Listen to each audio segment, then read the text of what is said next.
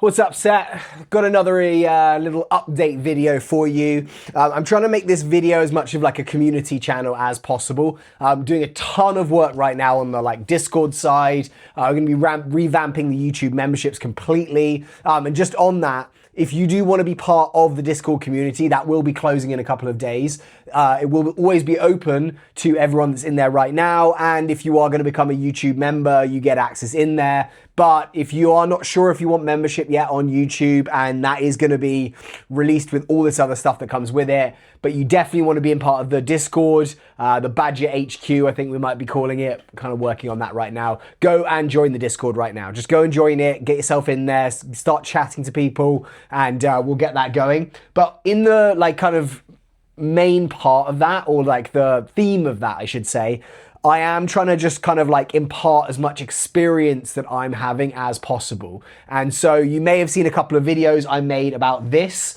last week.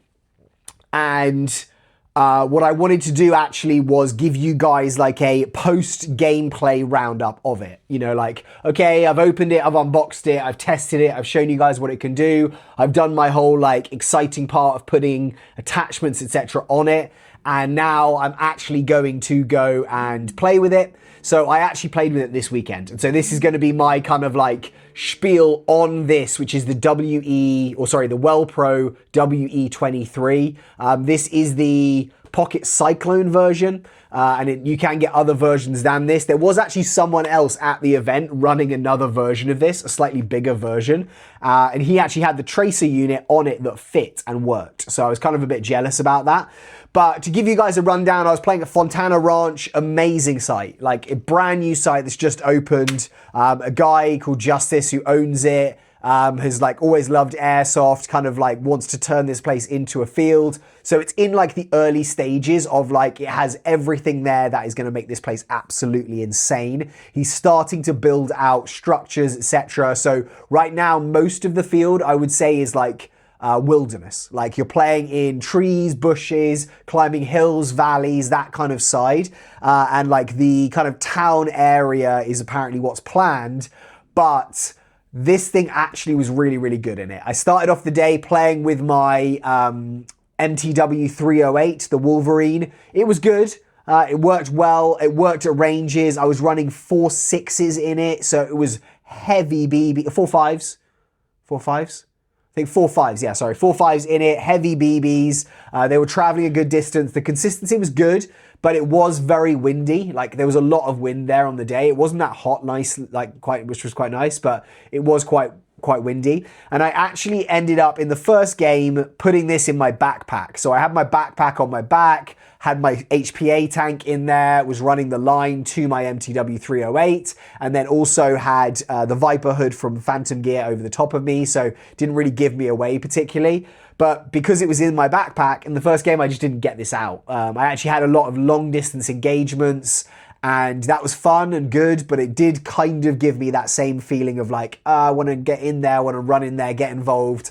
And so in the next game, I used the MTW for a few games. I actually left this on the side after that and was maybe I'll pick this up later. I'm carrying around my backpack. It's pointless. I'll just take out a pistol as my sidearm. I'm going to use my P320 from Tokyo Marui. I'll take that out. So I got to use that and engage with that, some closer distance stuff, which was great. Then I was actually you know what, I want to take out my VFC KS1. So you'll probably see in the video I'm making right now for my game day of that, took out the KS1 and was using it. I actually had a game where I took out the KS1 and then I actually had this just on my kind of makeshift sling here. I just actually slung it through the front here with a double piece, and then I have a QD release here, and then this actually has a fast release. So I kind of just slung this over my front and took out my KS1, was using my KS1, and then ended up using this probably more than I was using the KS1. As soon as I got close to anyone, the team that I was playing with, Team Reaper, we were doing a lot of attacking the enemy position. As soon as I got anywhere near, I would just pull this thing out, and I wouldn't even really shoulder it or aim it. I would literally just have it like this. I'd have my KS1 either slung on my back or just kind of across my front as I was using it. And in that game, I loved this thing. I think I've posted a couple of shorts of me using it, but I love now what it is going to be called is my Bushwacker, because there were moments where I was with other players, and I'll shoot this so you guys can see how it's performing right now as well, just to make this video a bit more entertaining. But this is my kind of like review of using it in game. I was loving like close engagements. This thing fires, I think it's sub 300 FPS. It's about 300 FPS, so you don't have to be too worried about it being super hot and firing at the rate it is. If people are getting hit with it, they know they're being hit for sure, because it's firing at like 35 rounds a second. But it's not like they're getting super angry like you're firing at me with a very like hot or like 400 FPS thing and it's too much. I got some eliminations of enemy players, and they definitely, I got an F word a few times, as you've probably seen in some of the shorts. I got a, oh, what was that? Like that kind of thing. Just people just screaming medic.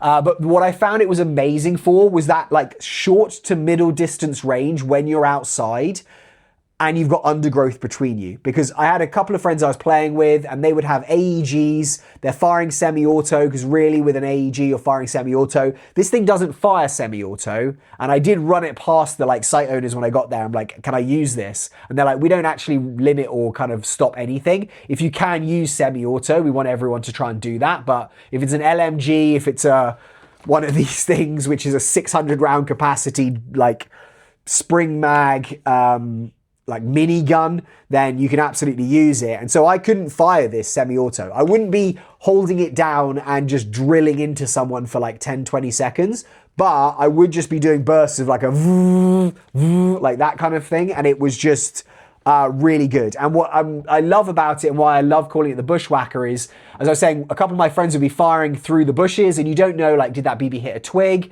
Did I hit the guy? Did I not? I didn't have any of that fear with this. With this, I just pointed it in the direction and just let it go. It has a 600 round mag, so I could just kind of start firing and then adjust. So in that game, we did a couple of like flanking moves where we were getting pretty close to people, and there was no point where I felt like I could be gunned. Like, it was just awesome. Even if there was a group of like 4 or 5 guys, we actually had one moment, which again, I'll go through in the like proper gameplay video, but I liked it so much in the day part of the game that I actually was like, I'm just going to take out in the evening. And in one of these evening parts of the game, we actually came up upon 4 guys that had like locked down our team's spawn and were firing onto the spawn. One of our guys, one of the team heads on comms, was like, hey, look, they're just shooting onto us. We're respawning. We're coming out, getting shot.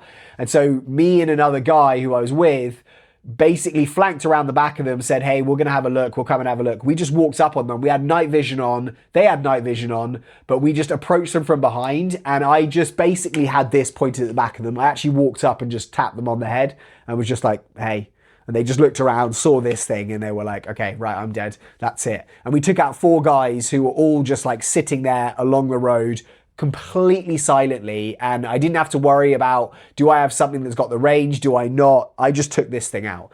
And so that's kind of where I'm going to, like, that part of the day is where I'll talk about is I was planning on taking out my night vision with my MTW and actually using my D&T Optics NVMD C200. This is a night vision scope, also an action camera.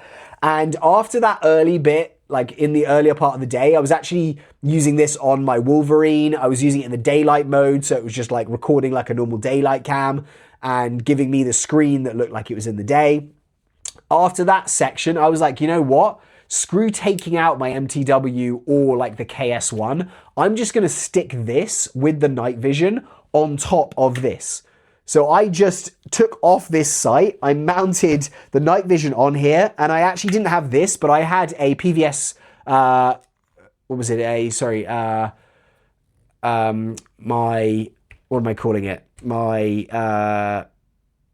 Like my NGAL unit that was on here. I basically just stuck it on the top. Unfortunately, I'd actually removed, as you probably saw in that last video, the top rail from this piece, but I had it running on there. So I had an IR illuminator, an IR laser with this thing on the top. And I basically was like, look, in close distances and when you are in that environment of like night vision, you are sneaking up on people and getting pretty close. And I was like, I don't really want to be thinking, is my BB going through? I'm not going to run traces because it's going to give me away position-wise to people who don't have night vision. A lot of guys there had night vision, but I found this kind of like sweet spot where I could just kind of like march through the undergrowth, try and be as quiet as possible. Had my like PVS 14s, my night vision on there. PEC 15 unit, that's what I'm talking about. Had my PEC unit on here and kind of would just see where the guys were, would bring on the laser of the IR laser of the PEC 15, and then I would just point it in the direction and just take them out. And it was just the best thing to play with. So I kind of just have to say, guys, I'm a big fan of this thing. I'm not an AEG guy, but it doesn't sound like an AEG. What this motor does is it just turns these barrels. So actually, if you end up turning this barrel, I'll show you now, just so you can see it. But I actually don't have to have the battery in there, and I don't have to have the trigger pushed. If I turn this barrel, it's actually going to fire. This is actually quite tough now. I've put this light on here. I'm trying to turn it right. Like you see now I put this light in here. It's actually very difficult to do it. There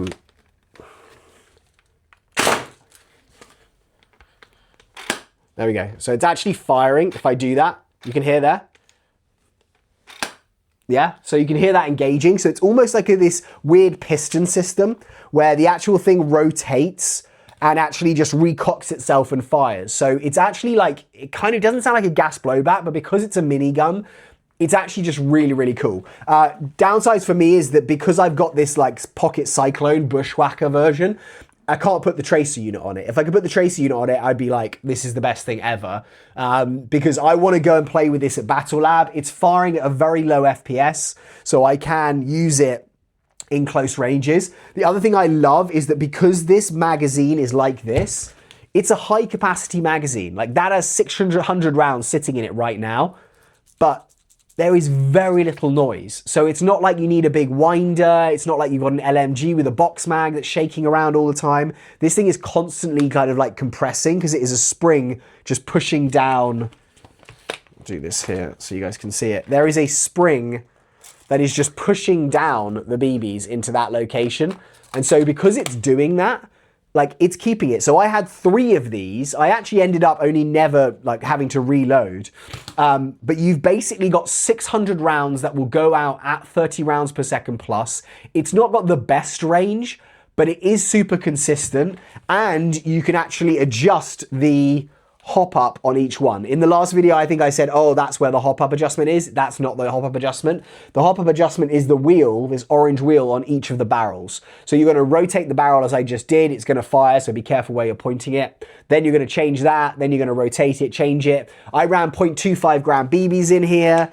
And if I could go and get it again, I may go and get one of the versions that could put the tracer unit on it, because just being able to have those tracer BBs go in a like dark environment where you're not wearing night vision is going to be awesome, and not have to worry about your ammo capacity. Like, yes, there are guys who are firing with like DSG, dual sector gear, like replicas at Battle Labs on full auto on low FPS, but they don't have 600 round capacity. And so you can just lay like fire down on an area. If you're within that like 30 meter like area, this thing absolutely destroys. And it's just super consistent. You could turn the hop up on some barrels, down on others, so you get more of a spread. You could try and get them all exactly the same.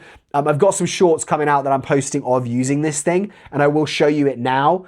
But it is actually just a beast. I don't know in terms of longevity how long this is going to last. I do have some upgraded pistons that I'm going to be putting in there, the aluminium ones. At the moment, I'm a little bit like, I don't really want to mess it up. It's kind of one of those Tokyo Marui moments where I'm like, do I do the upgrades and risk messing it up or make it better? Or do I just kind of keep running it until it breaks and then change out the gears on there? But probably for a video for you guys, I'll end up doing that. I put this back on here. So right now, I basically have this little like C-clamp grip around the foregrip, this little MVG foregrip that I've got here. And then I've got this Vitatu, which I just had lying around. So I have a laser on there and a flashlight. and it's kind of just like in this little pocket version. I can run it like this if I want to. I can pull the actual stock out and just run it as I would like a regular primary. And then the other thing with these magazines as well is you might be like, oh, that's like a PP19 Bison mag. It's so annoying. It's blah, blah, blah, blah. It's actually not. Like the diameter of it is pretty good. So if you have, I was running the unobtainium gear, like Tegris, like the ones for the 308, but actually would be fine with like a regular AR mag style things. My Haley Strategics, it probably won't fit very well in there, but the other ones, literally, I just had 2 of the mags slotted here, and it was just like running regular mags. So it was like running a regular AEG or gas blowback mag, but instead of 30 or 200 rounds, you got 600 rounds sitting there. And I have to say, for anyone, it is going to be very, very difficult to go through that. I don't understand how it would. I didn't have any issues with the battery, but if you want to play almost like a sneaky role, because as soon as you pull the trigger, you're giving yourself away. You're not going to be like, oh, where is that guy? People are going to know where you are. But I had a lot of moments where I would get up close to like some enemies. I would hear the talking, and then I would see some-ish movement, and instead of like with my regular gas blowback or my MTW or whatever it was, MTW I had minimum engagement, so it doesn't really work for that, but I would have like held off until I knew exactly where I was shooting. With this, I could just spray and pray in a zone and just like do a little circle, and I just knew that within that area, that's where they were going to be, and so I would just hear the hit being called. And it was not like someone's going to not take it. If you get hit with 3 or 4 BBs in a row very quickly, like this thing does, you are calling the hit. So yeah, a big fan of this thing, guys. I think for this one's like $369. The other ones are more expensive. What I do kind of want to get is one of those Terminator ones. I was thinking if you had one of the Terminator style ones, you could just run 2. And that would be awesome, but you are going to be spending about $1,400 to do that, which for most people, for me as well, that's a really dumb amount of money to spend on doing that. But it also will come across, I think, hopefully on the night vision on this, and you'll be able to see some of the clips that I'll post later on the game day. But Fontana Ranch, you guys need to go and check it out. It is an awesome site. The things that they have planned there, I am so excited. I'm hoping I'm going to go and just go there and just shoot some shooting content for you guys. You know, like some range stuff, just some like little gear reviews, etc. It's just got a lot of space where I can actually shoot things for you. And then actual game days, yeah, it's going to be absolutely awesome. So go and check it out. As a night vision like site to go and play, if you're going to run like a night game with nods on, so good. Like valleys, bushes, different parts of the cover.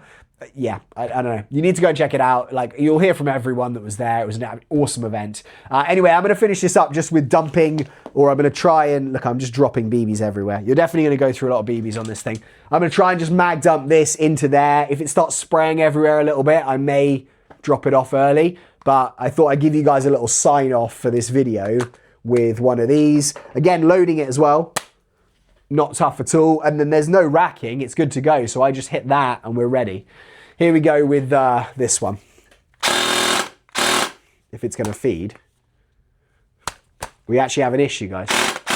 Okay, that is not the finish to the video that I was expecting. Have we got a stuck BB there? Oh, there we go. Okay. So that was just a bit stuck there. There was somehow there was like a BB that was stuck in that feeding tube because they weren't coming to the top.